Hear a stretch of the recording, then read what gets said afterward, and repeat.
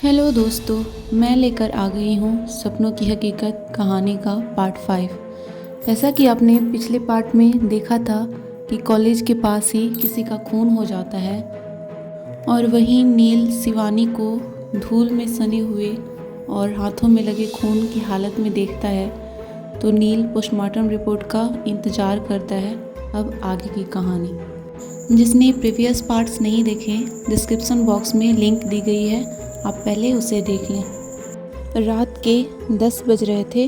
शिवानी खड़ी शिवाय का इंतज़ार कर रही थी। शिवाय का फ़ोन आता है, तुम वहीं वेट करना, मैं थोड़ी देर में पहुंचता हूं, मेरी गाड़ी पंचर हो गई है। शिवाय कहता है, ठीक है, मैं यहीं हूं। शिवानी कहती है। तभी दो बाइक से कुछ लड़के आते हैं और शिवानी को परेशान करने लगते हैं। क्या मैडम, घर छोड़ दूं क्या? शिवानी उन्हें इग्नोर कर आगे बढ़ जाती है। तभी एक आगे की ओर बाइक करते हुए शिवानी का रास्ता रोकने की कोशिश करता है।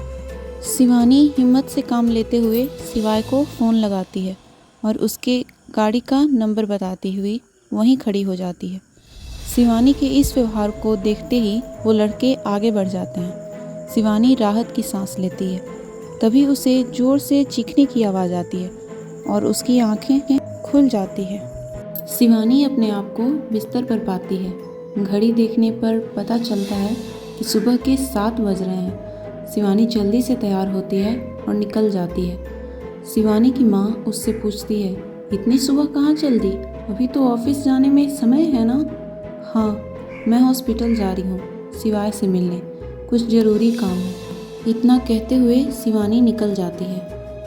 शिवानी हॉस्पिटल पहुँचती है और सोचती है, अगर मेरे सपने में ज़रा भी सच्चाई होगी तो शिवाय को इसके बारे में ज़रूर पता होगा।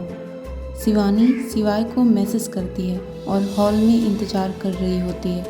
तभी एक नर्स आती है और शिवानी को बताती है कि डॉक्टर शिवाय मीटिंग में हैं, उन्हें थोड़ा टाइम लगेगा।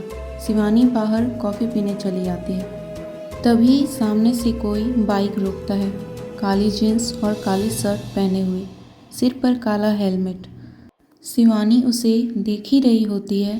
तभी वो अपना हेलमेट उतारते हुए हॉस्पिटल के अंदर जाता है। शिवानी गौर करती है तो उसे पता चलता है, ये तो वही लड़की है जिसने मुझे ऑफिस के बाहर बचाया था। क्या नाम बताया था? सोचते हुए शिवानी उसके पीछे जाती है। शिवानी सोचती है, उस दिन मैं अच्छे से थैंक्स भी नहीं कर पाई थी, आज बात कर लेती हूँ। शिवानी उसके पीछे जाती है। वो लड़की किसी रूम में अंदर जाती है। अंदर जाना ठीक नहीं होगा, कोई पेशेंट हुआ तो, सोचते हुए शिवानी गेट पर इंतज़ार कर रही होती है। तभी वो लड़की बाहर आती है और अचानक शिवानी को वहाँ देख घबरा जाती है। मिस शिवानी, आप यहाँ? वो लड़की पूछती है। हाँ, मैं आपका इंतज़ार कर रही थी। सॉरी, वो आपका नाम मैं भूल गई, शिवानी बोलती है। आपकी मेमोरी बहुत कमज़ोर है मिस शिवानी। मैं आरडी, पूरा नाम आप अपने माइंड पर जोर डालकर याद कर लीजिएगा, वो लड़की बोलती है। शिवानी कहती है, हाँ सॉरी, वो मैं एक्चुअली उस दिन बहुत परेशान थी। आप किसी से मिलने आई हैं? शिवानी पूछती है। आरडी थोड़ी हिचकिचाते हुए बोलती है, हाँ, पर लगता है मैं गलत रूम में आ गई। तभी वहाँ शिवाय आ जाता है। शिवाय आवाज़ लगाता है। शिवाय को देखते ही आरडी कहती है, सॉरी, मैं थोड़ी जल्दी में हूँ, आपसे मैं बाद में मिलूँगी शिवानी। इतना कहते हुए वो चली जाती है। शिवाय पूछता है, कौन थी और तुम यहाँ क्या कर रही हो? ये प्राइवेट एरिया है, यहाँ बिना परमिशन के कोई नहीं आ सकता। मैं उनके पीछे यहाँ आई थी, शिवानी कहती है। किसके पीछे? कौन थी वो? शिवाय पूछता है। शिवानी सारी बातें बताती है कि उस दिन आरडी ने उसे बचाया था तो वो थैंक्स बोलने के लिए उसके पीछे आती है, पर वो इस रूम में चली जाती है जिसकी वजह से उसे बाहर इंतज़ार करना पड़ता है। इस रूम में? शिवाय चौंक जाता है और जल्दी से उस रूम में जाता है और चेक करता है। शिवानी उसके पीछे जाती है। क्या हुआ, कोई प्रॉब्लम है? शिवानी पूछती है। सामने एक पेशेंट बेड पर थी। शिवाय बताता है, ये वही पेशेंट है जिसका चार्ज मुझे मिला है, पर वो लड़की इस रूम में क्यों आई थी? वो शायद गलती से इस रूम में चली आई थी, शिवानी कहती है। शिवाय कहता है, ऐसा पॉसिबल ही नहीं है, ये एरिया हाईली रिस्ट्रिक्टेड है, बिना परमिशन यहाँ कोई भी नहीं आ सकता, और यहाँ कोई और पेशेंट भी नहीं है, फिर कैसे? अच्छा, तुम्हें कुछ काम है? इतनी सुबह अचानक यहाँ कैसे आना हुआ? शिवाय पूछता है।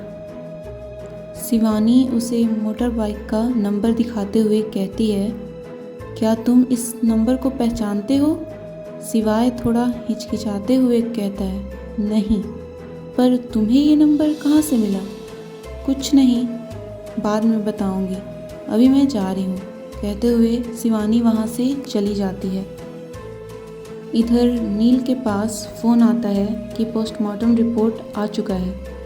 ऐसा लगता है कि किसी धारदार हथियार से इसके ऊपर हमला किया गया है और चोट का निशान ऐसे हैं जैसे हाथापाई करते हुए हमला किया गया है। पर अजीब बात ये है कि इसकी 6 उंगलियां थीं और एक उंगली कटी हुई है और हथेली पर #1 लिखा हुआ है।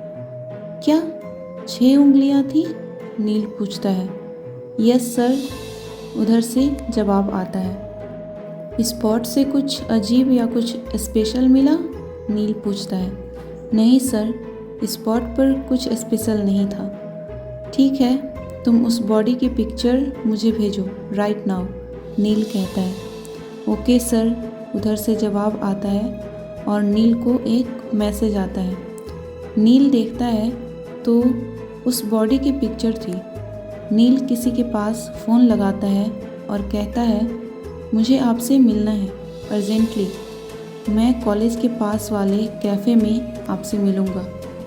इतना कहते हुए नील वहाँ से निकलता है और कैफ़े चला जाता है। वो वहाँ इधर उधर देख ही रहा होता है कि एक आदमी सामने से मास्क लगाए आता है और कहता है, कहिए साहब, इतनी हड़बड़ी में क्यों बुलाया?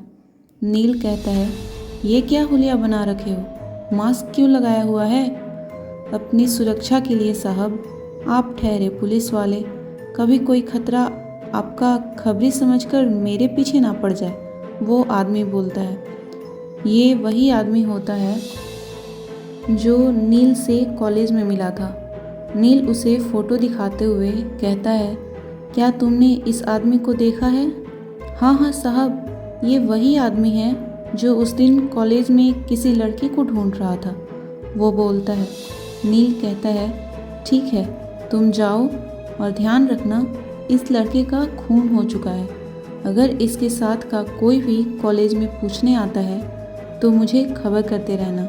इतना कहते हुए नील वहाँ से चला जाता है। इधर शिवानी अपने घर पहुँचती है। गेट पर लगी गाड़ी देखकर सोचती है, आज कोई आया है क्या?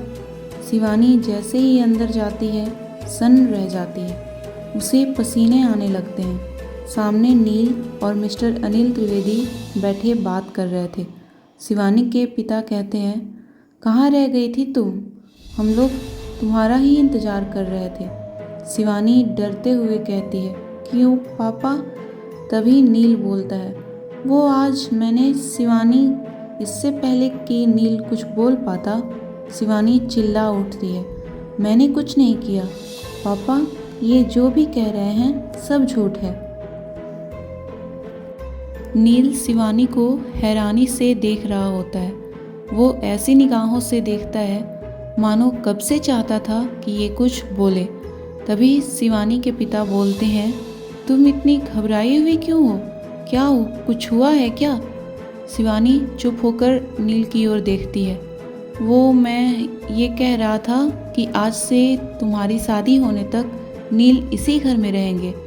उनके घर में कुछ काम चल रहा है और इनके कहने पर मैं मना नहीं कर पाया, शिवानी के पिता बोलते हैं। शिवानी सहम जाती है और कुछ बोल नहीं पाती और नील की ओर डरी हुई नज़रों से देखती हुई वहीं खड़ी रहती है। तभी नील कहता है, आप जाकर आराम कीजिए मिस शिवानी, थक गई होंगी। शिवानी नील को ही देखती रहती है और वहाँ से कहीं नहीं जाती।